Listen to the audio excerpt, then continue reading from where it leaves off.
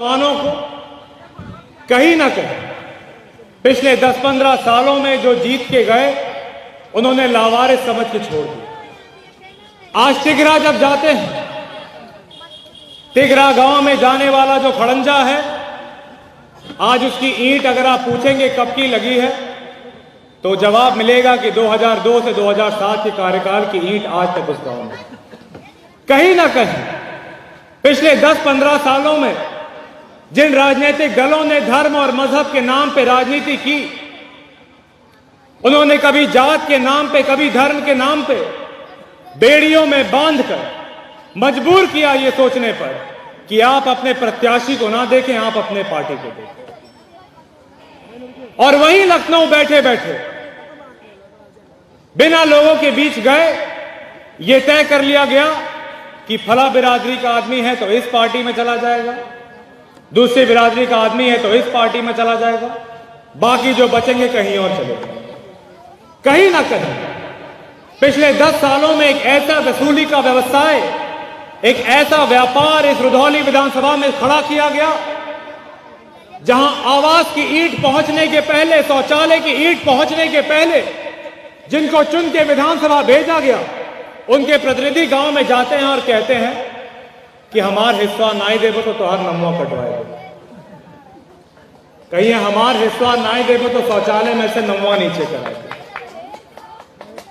कहीं ना कहीं पिछले 10 सालों में राजनीतिक दलों ने अगर रुधौली विधानसभा का आकलन किया, अगर किसी भी क्षेत्र को, किसी भी गांव को देखा तो कभी जात का चश्मा लगा के देखा, कभी धर्म का चश्मा लगा के देखा।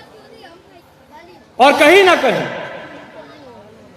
जो लोग रेलवे स्टेशन पे, जब हम लोग जाते थे तो रेलवे स्टेशन पे एक वजन नापने वाली मशीन होती थी, उसमें गोल गोल चक्री होती थी, काली पीली होती थी, लाइट लगी होती थी। आदमी जाता था तो उसमें सिक्का डालता था तो रसीद निकलती थी कि 40 किलो का आदमी है, 50 किलो का आदमी।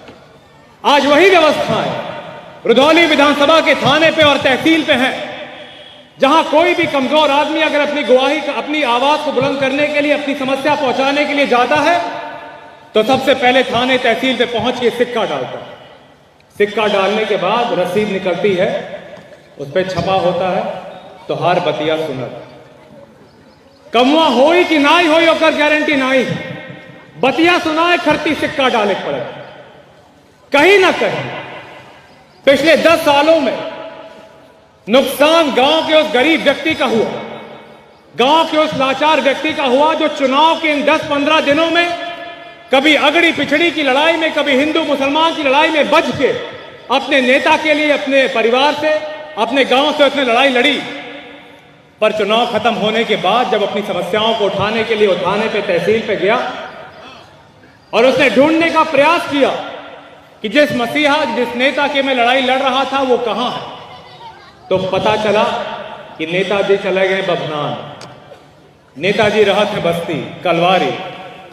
आज तमाम लोग आप सभी के बीच में आएंगे जो धर्म की बात करेंगे, जात की बात करेंगे।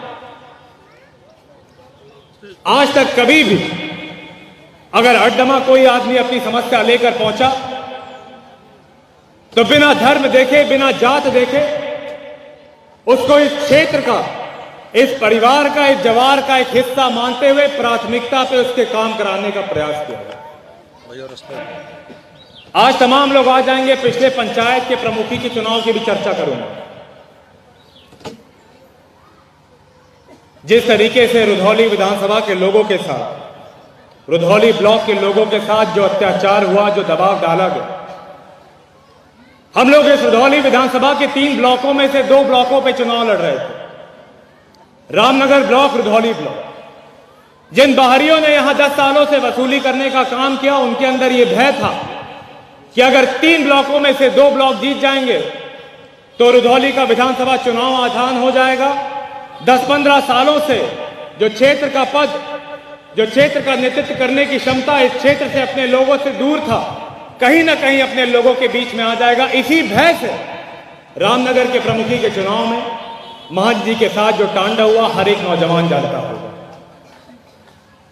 जिस तरीके का तांडव किया गया, भारतीय जनता पार्टी के लोगों ने कहा कि जो जश्न हम लोगों ने रामनगर में मनाया है वही जश्न हम लोग रुधौली ब्लॉक में मनाएंगे। आज जो ये मशाल है, इस मशाल की चिंगारी 9 जुलाई 2021 की रात को 10 बजे लखनऊ से यह संदेशा दिया गया कि अगर रुधौली का प्रमुखी का चुनाव हराना है तो अर्दमा परिवार को उस क्षेत्र से हटाना होगा। तमाम दबाव डालेगा। चुनाव होने के पहले यह कहा गया कि आप रुधौली की प्रमुखी देखिए, आप रामनगर मत देखिए, वरना रामनगर भी चला जाएगा, रुधौली भी चला जाएगा। पर हमेशा अर्दमा में सिखाया गया, चाहे बाबा रहे हो चाहे पिताजी रहे हो, अगर किसी को यह आश्वासन दिया गया कि आपके साथ अंतिम घड़ी तक लड़ाई लड़ेंगे, अगर किसी का हाथ पकड़ के उसके साथ किसी राह पे चल गए हैं, तो जब तक वो हाथ कटता नहीं है तब तक वो हाथ छूटता नहीं।